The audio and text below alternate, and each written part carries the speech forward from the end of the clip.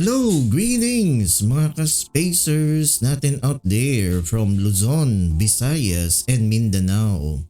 And sa lahat ng ating mga ka-spacers worldwide and netwide, magandang araw po sa inyong lahat.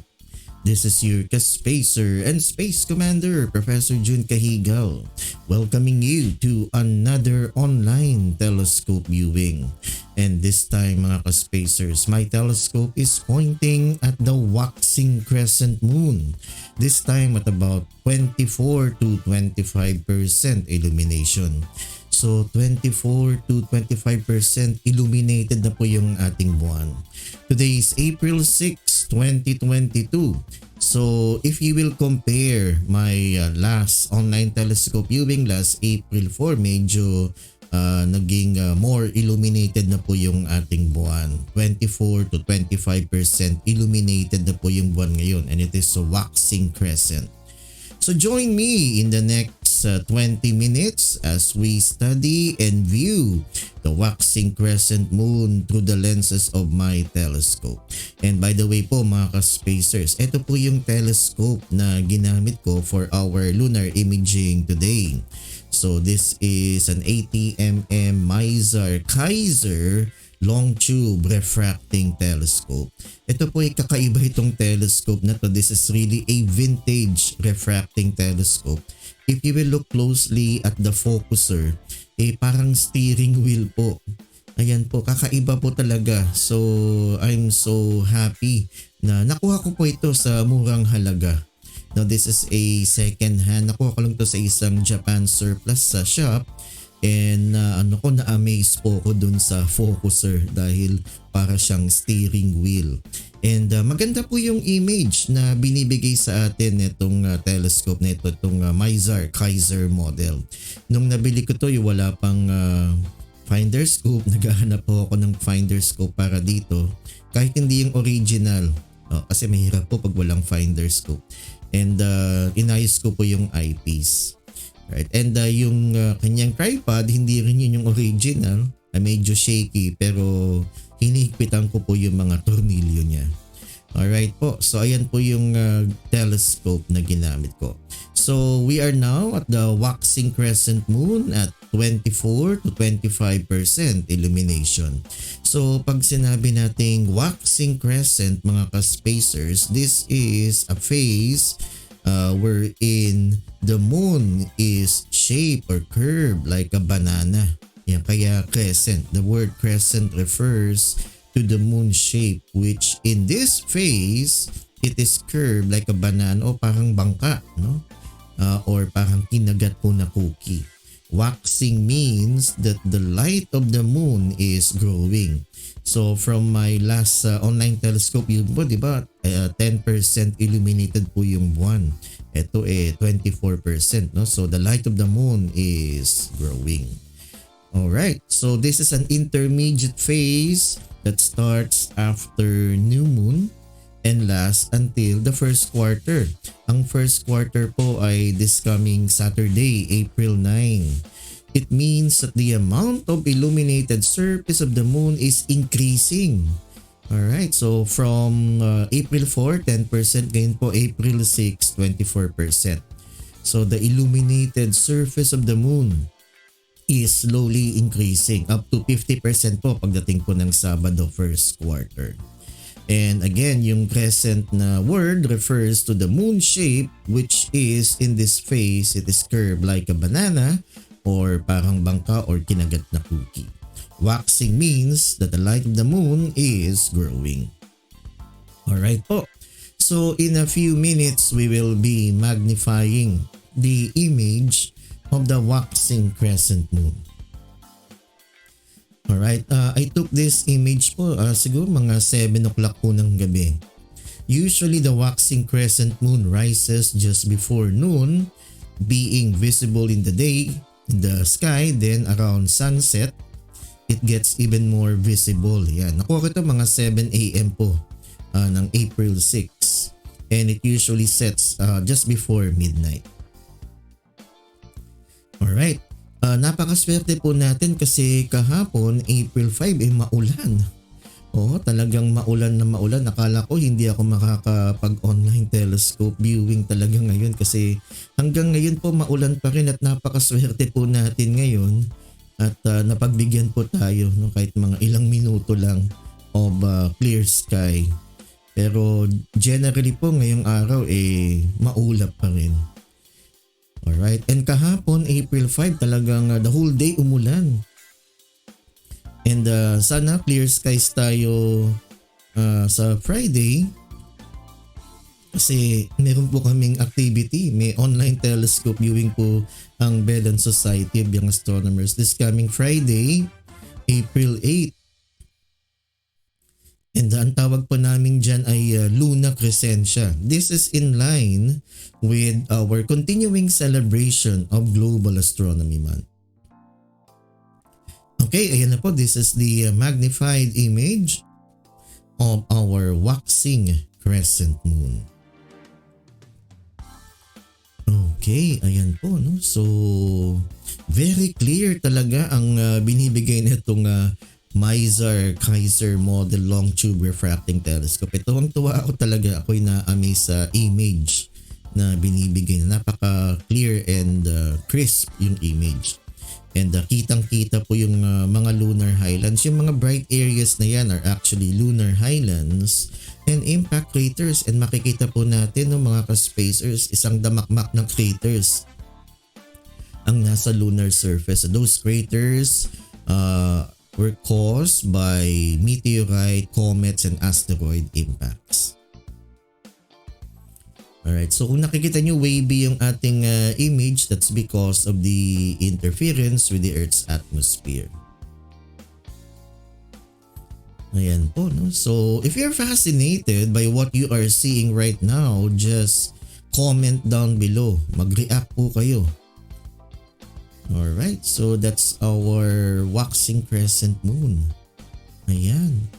So imagine yourselves on board the Apollo spacecraft. So kunyari po nakasakay po kayo sa Apollo spacecraft and imagine that you are orbiting the moon.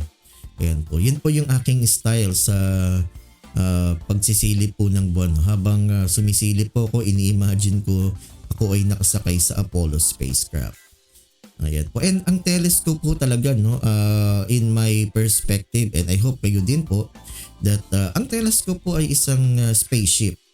No? Pag sumilip kayo dun sa eyepiece ng telescope, para po akong sumisilip sa porthole ng Apollo spacecraft. Yung porthole yung parang bintana po yan ng Apollo spacecraft.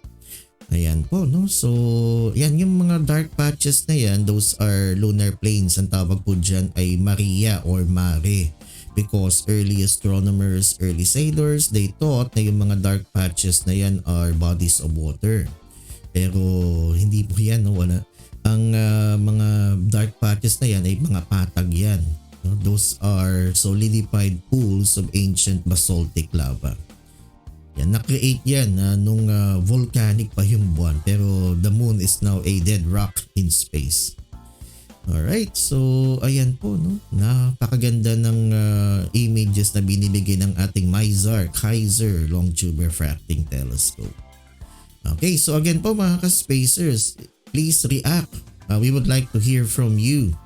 So mag-react po kayo, mag-comment sa ating lunar image. At kung may mga tanong po kayo, just type in your questions, your comments, your reactions in our comment section below. Huwag po kayong mahiya and we would like to hear from you mga ka-spacers.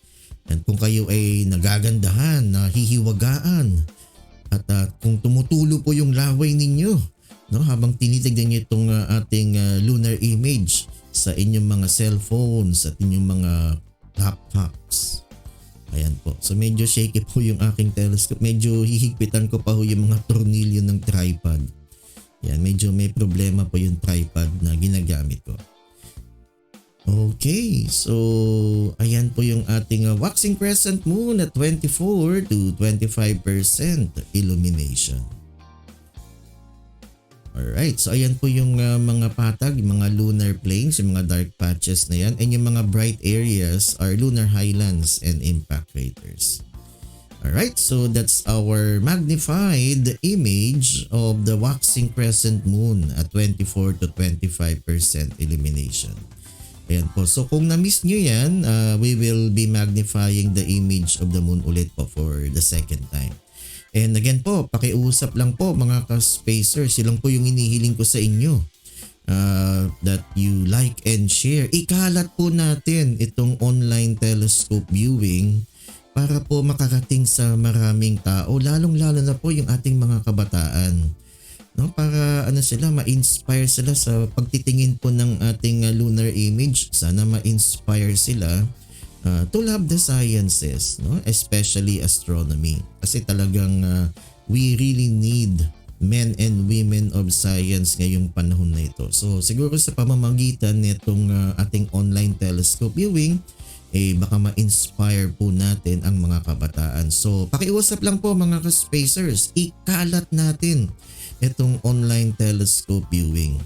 Alright, and yun po yung aming advocacy dito sa Vedan Society of Young Astronomers, and also being a member of the Manila Street Astronomers. We are bringing the telescope to you mga ka-spacers. Kasi po talagang alanganin pa ho tayong mag face-to-face public telescope viewing dahil nandyan pa ho ang banta ng COVID-19. No, hindi pa tapos yung pandemya, and some of the countries around Asia nagla-lockdown. No, like yung China, I think may surge ngayon ang China, South Korea, Singapore. Dito po sa Pilipinas hindi ko alam kung bakit ganoon, no? Gusto na nila mag-alert level 0. So may banta pa rin po, no? So mag-iingat pa rin po tayo, always wear our face mask, and magpabakuna na ho tayo, no? Para may added protection tayo from the virus. Kung hindi pa kayo nakakapag-booster shot, magpa-booster shot na po kayo. Alright, so again po, ginagawa natin tong online telescope viewing para safe kayo, and ma-appreciate nyo po yung ganda ng buwan and the other heavenly bodies at the comforts of your own home sa harap ninyong mga laptops and inyong mga cellphones. Alright.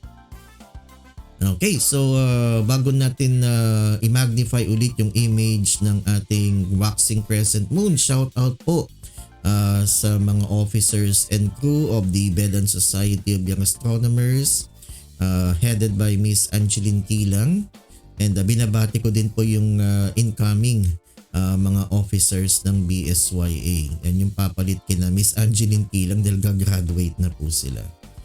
Alright, and shout out din po kay Mr. David Rioferio from CSR Insights and World Vision Philippines. Good day po sir. And sa mga kasama ko from the Manila Street Astronomers, lalo na si Mr. Anthony Urbano. So we have interviewed him po in one of our episodes of Cosmo Quest, a podcast.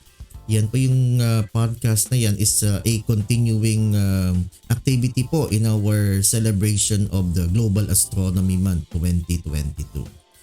Alright, and sa mga kaibigan ko from the Philippine Astronomical Society, si Sir Camilo Dacanay, si Mr. Hernandizon. Alright, shout out po sa inyo. And lahat ng mga ka-spacers natin ngayon na nanunood sa ating online telescope viewing. So shout out po sa inyong lahat. Lahat ng mga astronomy enthusiasts, lahat ng ating mga spacers out there. Shout out sa inyo and happy Global Astronomy Month. This is the 6th day of Global Astronomy Month 2022. Ayan po. So this is the magnified image of the moon for the second time. Yan. Doon sa mga nakamiss kanina. Alright, so ayan po yung mga dark patches po na yan ulit po, mga pahatag po yan ng buwan ha. So those are called Maria or Mare. Okay, like the Sea of Tranquility and Sea of Mare Tranquillitatis. So tinawag po na Mare yan. The word Maria is the Latin for seas kasi ang mga early astronomers, yung mga early sailors, again they thought na yung mga dark patches na yan were bodies of water. Kala nila dagat yun. Kaya tinawag nilang mare or seas, Maria. And yung mga bright areas are lunar highlands po and impact craters. And makikita nyo po no, sa ating lunar image na talaga yung buwan, no, isang damakmak na craters. And those craters were caused by asteroid impacts, comet impacts. Ayan po, that created those magnificent craters. Alright, so ayan po yung ating waxing crescent moon. Yan, medyo shaky lang po yung aking tripod. Pagpapasensyahan nyo na. Alright, so there. Ayan, ganda talaga ng image na binibigay po ng ating telescope. So ito po yung telescope na ginamit ko for our lunar imaging today. This is a Mizar 80mm. Kaiser model po ito. Kakaiba kasi yung focuser niya ay parang steering wheel. Ayan, vintage po ito. Yan, medyo mahilig lang po akong mangolekta ng mga vintage telescopes. Ayan, and sa Japan surplus lang po ako nakakabili. Hindi ako makabili ng brand new or yung mga branded like yung mid na mga bago ngayon. Ayan, medyo kapos sa budget. Hanggang ano lang ako, Japan surplus. So ang ginagawa ko po, nire-refurbish ko, inaayos ko lang po. Alright, and maniwala po kayo sa hindi. Itong telescope na ito ay napakamura ko lang nakuha. Ayan po, yung mga bago kasi ngayon, mga 30,000, 25,000. Sabi, pinakamura na yung mga 15,000 yung mga magaganda. Alright, ito hindi. So mura lang po yan. So inayos ko lang po, wala pa ho yung finder scope. Alright, so ayan po yung ating buwan and yan, halos nasabi ko na po yung mga ano niya, yung mga features niya, yung mga mares, yung mga craters. Ayan, so siguro antabayanan po natin yung first quarter, mas marami ho tayong makikita. The first quarter moon will be this coming Saturday. I think Sunday. Yan. April 9. Ayan po. Yun yung first quarter. April 9. Okay. So, ayan po. This is the waxing crescent moon at 24 to 25% illumination. Ito yung magnified image niya. Ayan, ito lunar highland po ito. Ayan, maraming craters and yung mga bright areas na yan are lunar highlands. Alright, so para talaga ho tayo nakasakay sa spaceship, no?